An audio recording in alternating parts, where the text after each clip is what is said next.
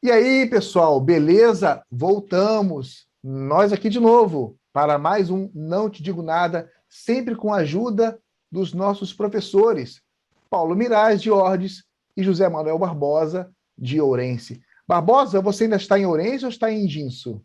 Estou agora mesmo em Sinso, Ah, beleza. Está em Ourense, de certa forma está em mas Ourense, né? Ourense, a região de Ourense. Sim, exato.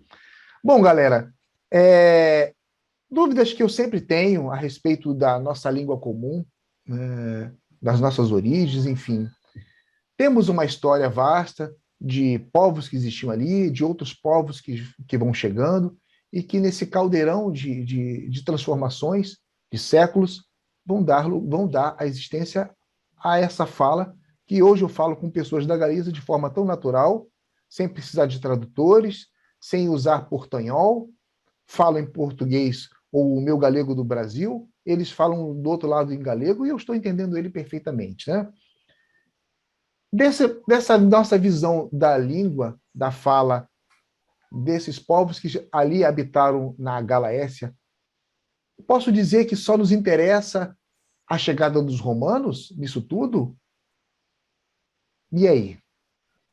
Ben, eu vou facelo sen entrar en especificacións para que logo Barbosa aponte aí nomes específicos e demais.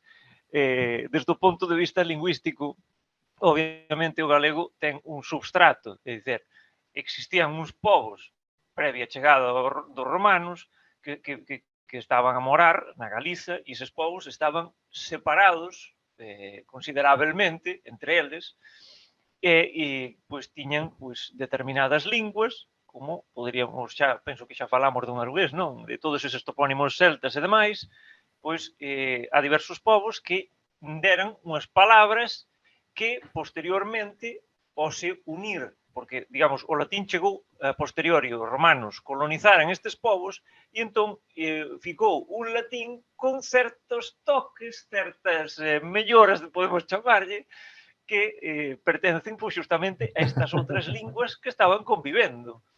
De tal maneira que esa fusón, esa amálgama, pois pouco a pouco, derivando foi no que hoxe coñecemos como o noso romance, non?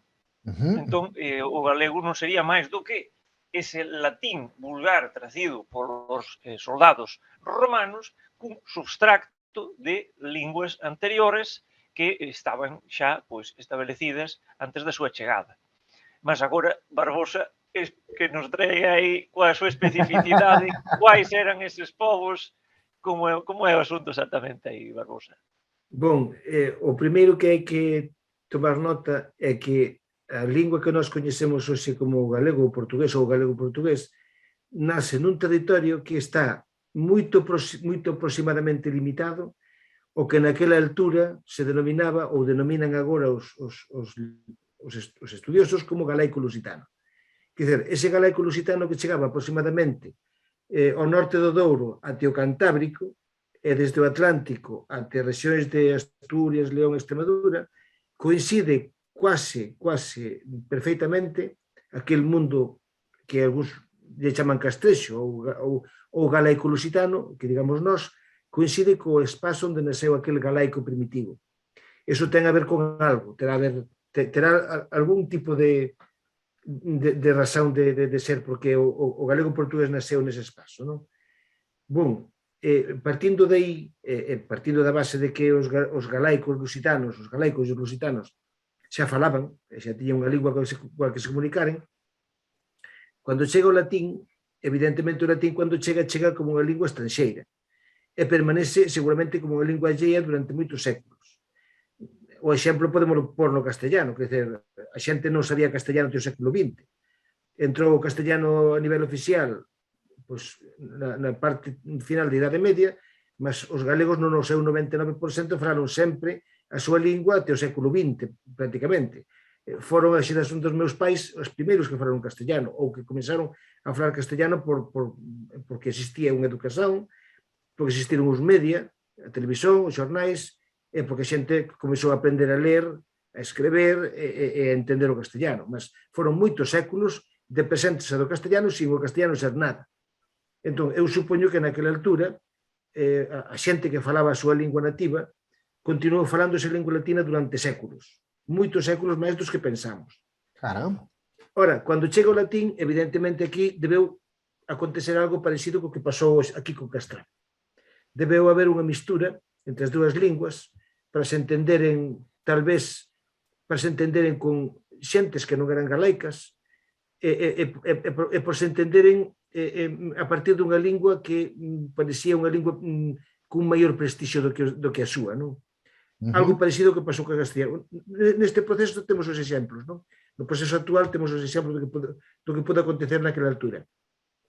O cristianismo foi fundamental, porque o cristianismo usou o latín. E a chegada dos suevos tamén debeu ser fundamental, porque os suevos non falaban galaico, o galaico lusitano, mas sí falaban latín. Entón o latín tal vez servise de lingua franca. Entre o cristianismo e a chegada dos suevos, os galaicos víronse na obriga de aprenderen no día a día o uso do latín. Entón, ese latín, evidentemente, era un latín misturado coa lingua nativa, criándose un crioulo que originariamente foi de base céltica, con influencia latina, mas que co tempo e coa latinización da Igrexa pasou a ser de base latina con influencia céltica, como está acontecendo posiblemente agora co galego primeiro, o castrapo, e logo será un castellano galeguizado, non? Ese é o proceso natural. Entón, o que acho eu é que evidentemente o latín si é unha referencia para explicar a orixe do noso idioma, mas non pode ser esquecida a chega dada por os nativos, e as achegas provenientes tanto do latín eclesiástico quanto da influencia dos suevos, que tamén tiñan unha lingua, e que tamén probablemente tamén tivesen que deixar a súa lingua polo latín. Entre latín, galaico e a súa lingua, pois todo esa amálgama, como dio Paulo, pois derivou posiblemente nunha lingua romance que é que coñecemos hoxe. A respeito disto, quero dar un apuntamento. Hai unha similitude coa que podemos comparar.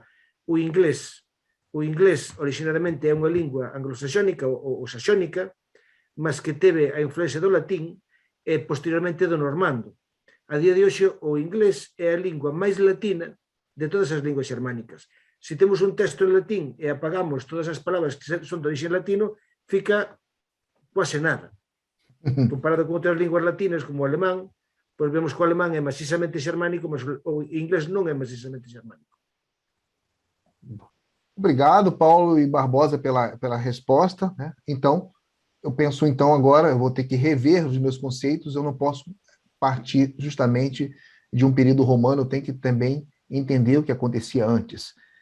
E, bom, avançamos, os romanos chegaram com o seu latim, chegaram pela Ibéria, por várias frentes, mas eu queria saber o seguinte, que tipo de latim vulgar chegou especificamente na Lusitânia ou na Galácia? Pois o latín eu acho que non vai ser moito diferenciado entre ambas as partes. O que pode ser máis diferencial será a lingua que convivía nese lugar específico onde foi dar o latín. É dizer, certas influencias logo nese latín das falas que había nese lugar. Mas o latín en xeral dos soldados, que era, pois, como podemos imaginar, os soldados non tiñan unha formación, digamos, privilexiada nesa época, entón podemos falar de que máis ou menos ese latín, até onde eu sei, debería ser absolutamente idéntico, que nos confirma aquí Barbosa. Bon, seguindo acho que a Coserio, parece ser que el distingue dous latíns diferentes, sendo o mesmo latín, evidentemente, igual que sendo o mesmo castellano, sendo o mesmo portugués, as linguas teñen variantes, probablemente o latín tivese variantes porque o imperio era moito grande, e como digo Paulo, os sustratos deberon influenciar nos latíns diferentes de cada un dos povos. Pois, segundo Eugenio Coserio, había dous latíns, un ulterior e outro siterior, que sin deixar de ser latíns, seguramente se caracterizaban, terían algún tipo de caracterización. Non? Parece ser que o latín siterior tiña algo máis a ver coa milicia e o ulterior tiña algo máis a ver co mercado, con mercadores e xente que viaxaba desde a Bética pasando pola Lusitania e a Galicia, máis do que con fins militares, con fins comerciais. Non? Eso en primeiro lugar. Depois temos que ter en conta que tanto a milicia quanto os comerciantes teñen orixes diversos. E os latíns de cada uns deles non eran os mesmos. Non? Entón, todos esses latíns diversos deberon ser a base para as influencias posteriores nas posteriores linguas que se crearon na Península Ibérica. Aparte, além dos substratos, claro. Claro. Bom, respondido a pergunta, então, desse mundo romano, a entrada do latim, chega-me aqui uma outra dúvida, tá? Que eu ponderei aqui. A respeito justamente ainda desse momento, né? Os romanos ficaram aí um tempo aí que vocês vão me precisar melhor, mas uma curiosidade, esses romanos que chegaram nessa península, eles deixam a península de forma espontânea ou foram expulsos da península? Pois, neste caso, isto já é máis histórico do que lingüístico. Paso a palabra para o compañeiro Barbosa. Bon, a ver, os romanos cando chegaron como exército, conquistaron un territorio. Mas unha vez pacificado o territorio, quen gobernou ese territorio foron os nativos, os grupos dirixentes nativos. Entón, igual que acontece hoxe na Galicia, que son os nativos os que gobernan para Madrid, pois naquela altura serían os galaicos quen gobernarían para Roma, so pena de haber unha rebelión ou de haber conflito bélico, non? Entón, os romanos fóranse, foise a administración romana, porque foi a administración romana a que foi sustituída por unha administración máis local trasida polos suevos. Mas os romanos non se foron a partir do momento en que os galaicos eran romanos. Quer dizer, eu sou galego, mas no meu DNI, como tantos me botan en cara, pon que sou español. Entón, se mañá se independizar España, eu non me vou para España, eu fico estando aquí. Entón, os administradores administran para diferente poder, mas os administradores fican igual, son os mesmos galaicos que fican aquí gobernando ben, quer para a monarquía sueva, quer anteriormente para Roma. Os romanos non é que se fosen, é que se transformaran. Transformaron o seu poder político e a dizer servido, non é exactamente servido, mas senón a obediencia a un poder diferente. Claro. Bom, aí vem uma outra pergunta, já que esses romanos vão, né? Temos então essa questão de que o poder do poder local, né, do poder central, enfim. E aí surgem os reinos, né? A história relata isso. E a pergunta que eu faço é justamente essa: basta surgir um reino para que surja uma língua? Pois, neste caso, xa remeténdome a palabras de persoas coñecidas, non? Como Castelao, que dicía que as linguas superan os limites das fronteiras xeográficas. E entón, quero dizer con isto que estabelezamos unha división a nivel político dunha zona, non quer dicer que as persoas que moran nun territorio deixen de falar dun momento para outro a súa lingua por pertenceren a sociedades, por así dicelo, diferentes.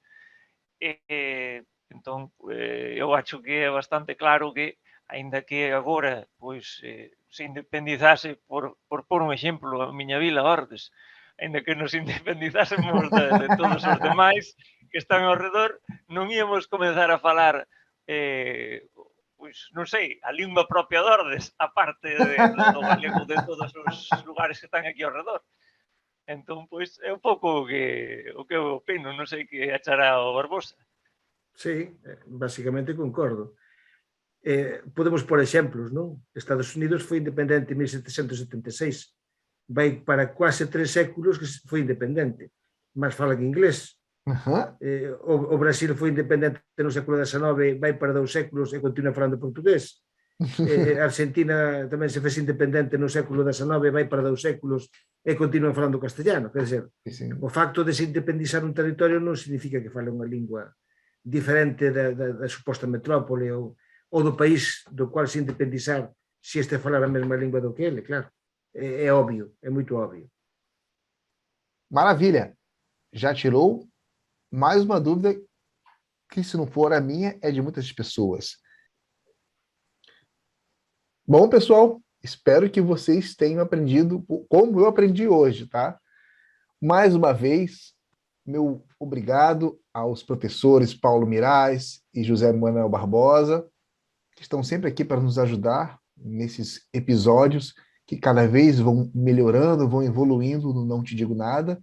Uma parceria que está dando certo, galegos e brasileiros. Né? Quem sabe a gente volta a botar aqui também portugueses para também ajudar a nos unirmos mais.